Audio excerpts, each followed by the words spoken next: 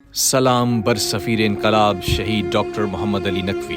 شہید ڈاکٹر محمد علی نقوی نے 28 ستمبر 1952 کے روز لاہور کے علاقہ علی رضا آباد میں عالمی مبلغ مولانا امیر حسین نقوی کے گھر آنکھ کھولی۔ آپ کا تعلق ایک علمی اور مذہبی گھرانے سے تھا، ایسا گھرانہ جو اپنے تقوی اور کردار کی بنا پر عوام الناس میں مقبول ہوا۔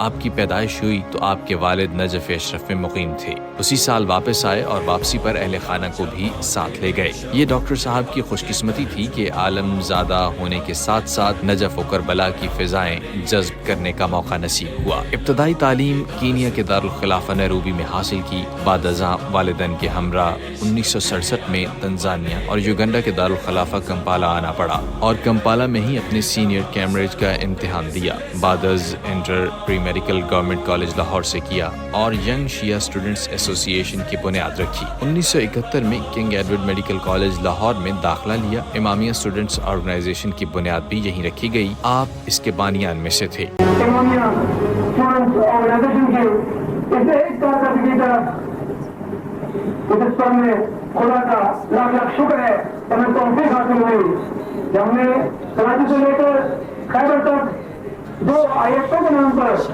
جس کے نام میں ایک طاقت بھی محسوس ہوتا ہوگا، لیکن ہمارا عمل شاہد ہے کہ ہم نے ہر معاملے پر اسلام کی خاطر اتحاد المسلمین کی خاطر قدم آگے بڑھائے ہیں۔ ڈاکٹر محمد علی نقوی شہید کی زندگی کا ہر پہلو ہمارے لیے نمونہ عمل اور رہنمائی کا ذریعہ ہے۔ ہم دیکھتے ہیں کہ آپ کا اخلاق، کردار، عمل، میل جول، برتاؤ، اٹھنا بیٹھنا، فلاحی امور کا نیٹ ورک، خدمت خلق سے سرشار معمولات، تعلیمی ترقی و پیش رفت کے لیے اسکول سسٹم کا نیٹ ورک، تنظیمی و تربیتی نشستوں کا احیاء، نوجوانوں کی مختلف میدانوں میں مکمل مدد و تعاون، ذاتی و نجی معاملات میں لوگوں کی درست رہنمائی، دختران ملت کی فعالیت و قومی اجتماعی امور میں ان کی شرکت، ملت کے دفاع و بقا کے لیے خدمات، الغرض ہر حوالے سے ان کے خدمات قابل تقلید نمونہ کی حیثیت رکھتی ہیں۔ ڈاکٹر شہید محمد علی نقوی اپنی ذات اور صفات میں ایک ایسی ہماگیر شخصیت تھے کہ ایک پروفیشنل ڈاکٹر ہوتے ہوئے آپ ملت کے سماجی، سیاسی، قومی، ملی حقوق کا گہرا ادراک رکھتے ہوئے ہمیشہ ایک حقیقت پر مبنی لائے عمل دیتے تھے۔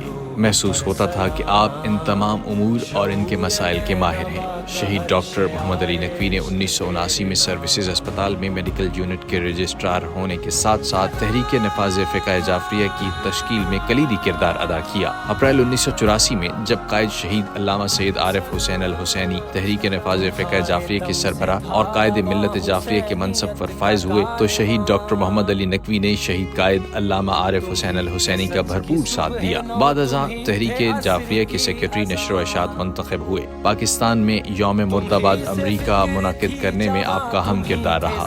شہید قائد کی اندوہگی شہادت کے وقت آپ برات از مشرکین کی پاداش میں سعودی عرب میں قید تھے۔ جب آپ رہا ہو کر پاکستان واپس آئے تو آپ نے شہید قائد کی جاری کردہ ادھورے کاموں کو پورا کرنے کی ٹھان لی۔ آپ نے اپنی زندگی میں امداد فاؤنڈیشن کے نام سے بھی ایک ادارہ بنایا تھا جو مستحق اور ضرورت مند لوگوں کی مدد کرتا تھا۔ اس کے تحت قوم کی بچیوں کی شادی کے اخراجات سے لے کر اسیران ملت و متاثرہ خانوادوں کی امداد و بحالی کا سلسلہ جاری تھا اور کئی ایک لوگوں کو چھوٹے پیمانے پر کاروبار کروا کر ان کی مدد کی گئی۔ ڈاکٹر محمد علی نقوی اپنی ذاتی زندگی میں بھی تعلیم کے حوالے سے بہت حساسیت رکھتے تھے۔ آپ نے ایک اسکول سسٹم بھی المصطفیٰ اسکول کے نام سے قائم کیا تھا۔ اتنی عمر پہنچ کے ہم نے کربلا کو دیکھا، اشیاء کی شکایت ہوئے۔ میں کہتا ہوں کہ ایسے دعا کریں کہ پروردگار کربلا نیشنل کارنائز سامرا کو جلد از جلد ہلاک فرماؤ۔ ڈاکٹر محمد علی نقوی قوم و ملت کا درد رکھنے والے ایک عظیم مسیحا تھے۔ آپ نے 1990 میں الزہرا کے نام سے ایک کلینک کھول کر غریب عوام کی مسیحانہ خدمت شروع کی۔ ڈاکٹر شہید پاکستان میں امام خمینی کی فکر کے اوائل کے مبلغ تھے۔ ان کی تقلید عام کرنے سے لے کر ان کے نظریہ ولایت فقیہ کی ترویج اور تفہیم تک مسلسل متحرک رہے۔ اگر یوں کہا جائے کہ شہید ڈاکٹر محمد علی نقوی پاکستان میں انقلابی تحریک کے بانی تھے جنہوں نے شیعوں میں انقلابی روح پھونکی تو یہ بے جانا ہوگا۔ شہید شیعہ سنی اتحاد کے بھی بہت بڑے دائی تھے، چنانچہ انہوں نے اس حوالے سے انتہائی گراں قدر خدمات انجام دیں۔ بالآخر آپ کی یہی دینی، سماجی، قومی خدمات دشمن قوم و ملت کو کھٹکنے لگی، اور 7 مارچ 1995 کے روز جب ڈاکٹر محمد علی نقوی صبح کے وقت اپنے وفادار محافظ ساتھی تقی حیدر کے ہمراہ الزہرا کلینک جا رہے تھے، جیسے ہی آپ کی گاڑی یتیم خانہ چوک کے قریب پہنچی، گھات لگائے 4 مسلح سپاہی یزید کے دہشت گردوں نے آپ کی گاڑی پر اندھا دھند گولیاں برسا دی، جس کے نتیجے میں ڈاکٹر محمد علی نقوی موقع پر شہید ہو گئے، جبکہ اس حملے میں تقی حیدر اور ایک راہگیر بچہ سبتین بھی شہید ہو گیا۔ نامعلوم افراد نے فقہ جعفریہ کے ایک مرکزی لیڈر ڈاکٹر محمد علی نقوی اور ان کے ایک ساتھی جناب محمد تقی کو قتل کر دیا۔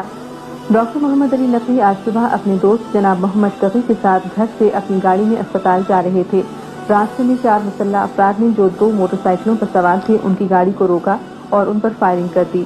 دونوں افراد موقع پر ہی جاں بحق ہو گئے۔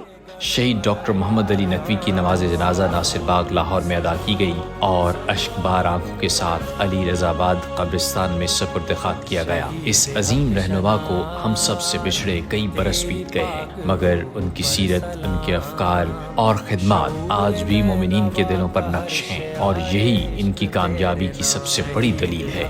خدا اس عظیم شہید کے درجات بلند فرمائے اور ہمیں ان کے مشن کو زندہ رکھنے کی توفیق عنایت فرمائے۔ بدلہ نہ تیرے بعد بھی موضوع گفتگو، تو جا چکا ہے پھر بھی میری محفلوں میں ہے۔